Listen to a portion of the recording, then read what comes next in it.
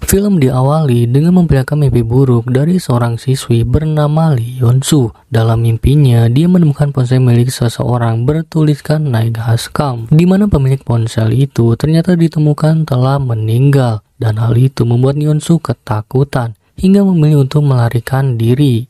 Sialnya Yeon-soo malah bertemu dengan sesosok wanita di kolam renang. Sosok wanita itu terlihat cukup menyeramkan, seolah-olah mengejar dirinya. Yeon-soo pun pergi sampai dia menemukan teman-teman sekelasnya berubah seperti zombie, hingga tiba-tiba dirinya dipukul seorang wanita. Yeon-soo yang tersadar terlihat kebingungan karena mimpi tersebut terasa cukup nyata baginya. Maka dari itu, dia memperhatikan semua teman-temannya guna memastikan bahwa itu semua hanyalah mimpi buruk. Yeon-soo sendiri adalah murid kelas 2 yang memiliki teman dekat bernama Oh Jung-won, seorang pemrogramer komputer, di mana saat ini mereka semua sedang dalam perjalanan menuju tempat retreat di daerah terpencil.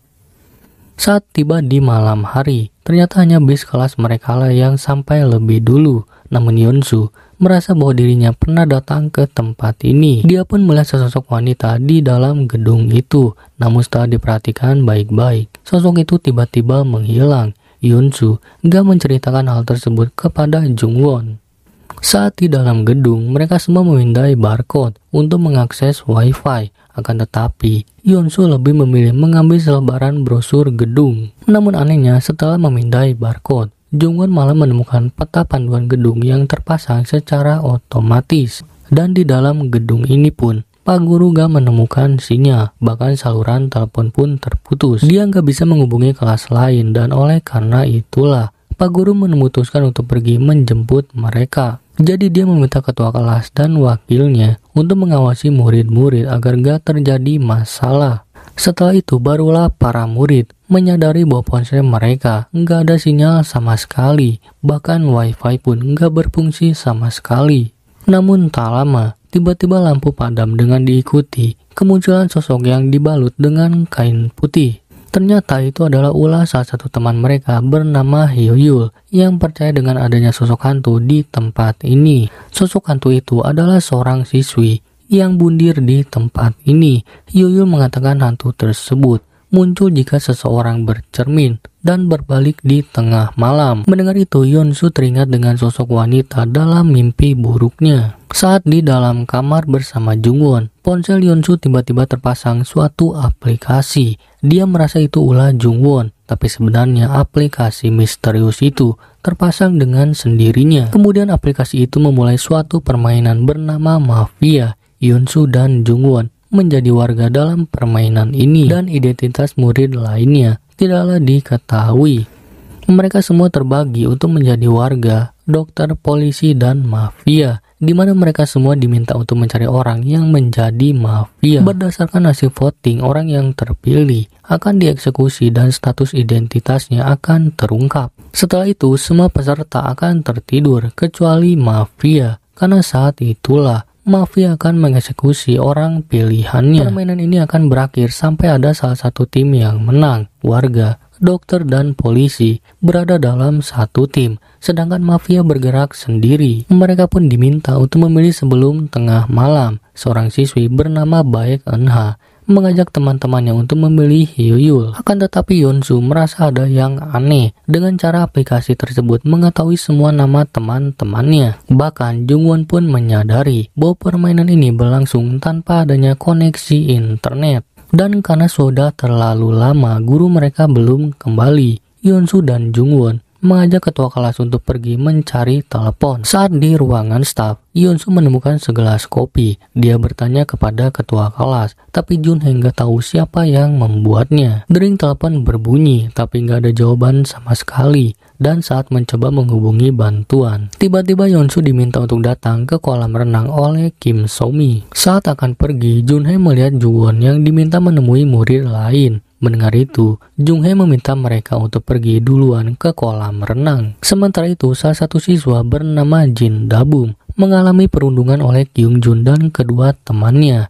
Beruntung, hal itu dapat dihentikan oleh Jung-hae. Tapi saat Jung-hae mengajak Da-bum pergi, dia malah menolaknya dan mengatakan bahwa dirinya baik-baik aja.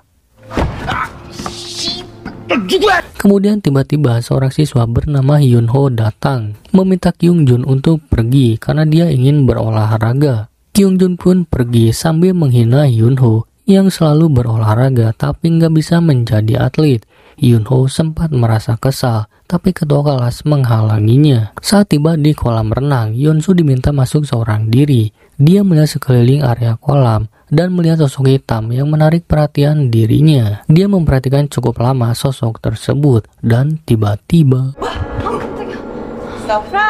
ternyata semua ini adalah kejutan ulang tahun Yeonsu yang dipersiapkan oleh Somi. Tapi Jungwon merasa ada yang aneh karena Somi belum pernah berbicara dengan Yeonsu. Yeonsu yang gak mempersalahkan hal itu memilih untuk berterima kasih. Tapi tiba-tiba Somi mendorong Yeonsu sampai nyemplung. Yeonsu yang berusaha untuk naik, tiba-tiba dirinya ditarik sosok hantu wanita. Sampai dirinya kehilangan kesadaran. Semua orang terlihat panik tapi gak ada yang berani membantu. Untungnya Junhee datang tepat waktu untuk menyelamatkan Yeonsu dan dia langsung membawanya ke ruangan UKS. Junhee yang menunggu Yeonsu tersadar akhirnya merasa lega setelah melihat bahwa Yeonsu dalam keadaan baik-baik aja. Kemudian Somi bersama teman-temannya meminta maaf atas kejadian yang dia rencanakan kepada Yeonsu. Yeonsu pun memaafkan mereka. Setelah itu, Junhee meminta semua teman-temannya untuk beristirahat di kamar masing-masing. Akan tetapi, tiba-tiba aplikasi permainan mengumumkan hasil voting yang telah mereka pilih. Hyeol mendapatkan suara terbanyak dan berdasarkan peraturan permainan, dia harus dieksekusi. Di saat itulah Hyeol merasakan sakit kepala. Teman-temannya menganggap itu adalah lelucon. Sampai akhirnya mereka sadar bahwa ada yang gak beres dengan Hyeol. Matanya berubah menjadi putih dan tiba-tiba melukai dirinya sendiri. Berulang kali, Hyeol menjeduk-jedukan kepalanya ke dinding. Orang-orang berusaha menghentikannya, tapi itu sulit. Hingga tanpa diduga, Hyeol melompat keluar jendela. Tak lama setelah itu, mereka semua pingsan sedangkan Hyeol adalah warga. Di keesokan harinya, mereka semua kebingungan dengan apa yang terjadi. Yeonsu melihat keluar jendela dan di sana terdapat Hyeol yang sudah meninggal. Kemudian aplikasi kembali mengumumkan bahwa Jungwon telah dieksekusi oleh mafia dan identitasnya diketahui adalah mafia. Mendengar pengumuman disiarkan melalui speaker gedung, orang bersama murid lainnya memeriksa ruangan studio. Namun setelah diperiksa, nggak ada siapapun di sana. Mendengar itu, ketua kelas memeriksa pintu toilet. Ternyata itu adalah Jungwon yang telah meninggal. Melihat keadaan saat ini, ketua kelas mengajak semua orang untuk pergi meninggalkan tempat ini. Namun tak jauh mereka meninggalkan gedung, tiba-tiba terdengar siaran bahwa permainan harus berlangsung di dalam batasan. Bahkan peringatan itu muncul di ponsel mereka semua. Kemudian ketua kelas meminta mereka untuk menunggu karena merasa ada yang aneh. Namun salah dua dari mereka gak memperdulikan hal tersebut. Mereka berlari keluar garis, di mana hal itu membuat mereka berdua harus dieksekusi. Dengan kondisi mata berwarna putih, mereka berdua saling membenturkan kepala. Murid lain yang melihat hal itu gak bisa berbuat apa-apa. Mereka sangat kebingungan bahkan ketakutan harus melihat kembali teman mereka meninggal secara mengerikan. Setelah itu terdengar pengumuman bahwa mereka berdua adalah warga. Setelah kejadian itu, mereka semua memilih untuk menunggu guru kembali. Namun baik ketua kelas ataupun wakilnya nggak tahu pasti kapan guru akan kembali. Terlebih di tempat ini sama sekali nggak ada sinyal. Kemudian Yeonsu berlari ke atas gedung, berharap dapat menemukan sinyal. Namun ternyata tetap nggak ada. Teringat dengan siaran batasan tadi, Yeonsu mengajak Jungwon dan ketua kelas untuk mencari seberapa jauh garis batasan itu. Mereka memanfaatkan peringatan untuk mencari garis-garis yang menjadi batasan, hingga sampai mereka menemukan jalur menuju pedesaan di gunung.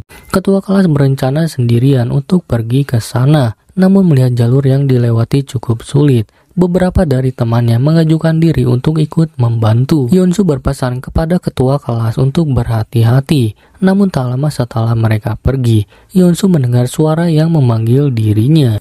Yeonsu merasa Jungwon lah yang telah memanggilnya, tapi tapi Jungwon tidaklah memanggil sama sekali. Kemudian mereka berdua kembali ke dalam gedung. Namun setelah melihat jasad teman-temannya, Yeonsu ingin memindahkannya ke dalam ruangan pendingin. Dia kemudian mengajak Jungwon dan Jin Da-bum untuk memindahkan mereka. Sebelum dipindahkan, Yeonsu memotret Jungwon terlebih dulu, menjadikannya sebagai alat bukti untuk menangkap pelaku. Yeonsu pun gak sengaja menemukan ponsel milik Jungwon dan juga alat yang digunakan pelaku untuk membunuh Jungwon. Melalui penemuan alat itulah, Yeonsu merasa bahwa Jungwon dibunuh oleh seseorang bukan karena permainan. Terlebih Jungwon adalah mafia yang terjaga di saat murid lain tertidur.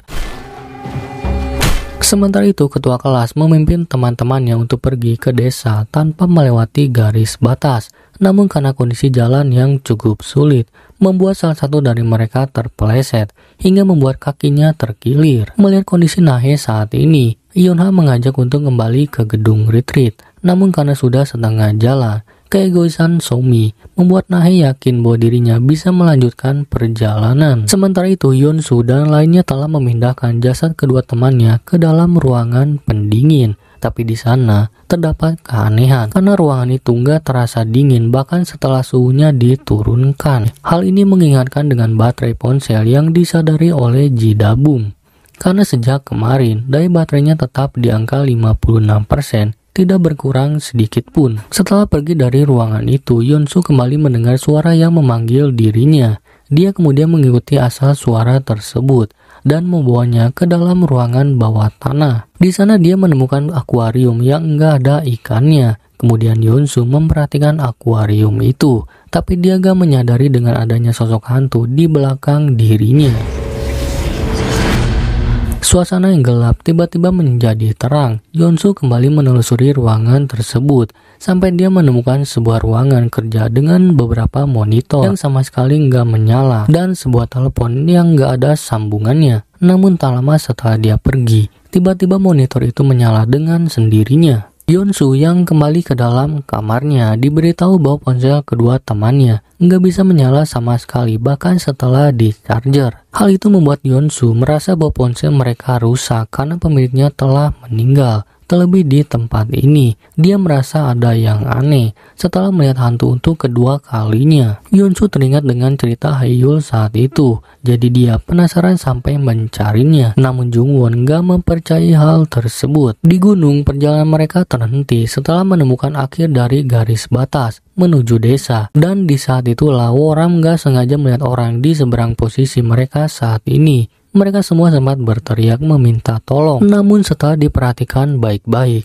ternyata orang-orang itu dan burung camar pun yang mereka lihat nggak bergerak sama sekali. Sementara mereka kebingungan, Somi yang melihat jalan lain meminta Donghyun untuk memeriksa batas garis. Donghyun bersama Somi mengikuti garis tersebut sampai akhirnya menemukan garis yang terlihat samar-samar. Sialnya saat Donghyun memeriksa garis tersebut, dia terpeleset dan Somi nggak bisa membantunya. Peringatan pun kembali terdengar dan Donghyun pun harus dieksekusi karena telah melewati garis. Mereka yang nggak bisa berbuat apa-apa harus kembali melihat temannya meninggal oleh permainan yang gak manuk akal ini.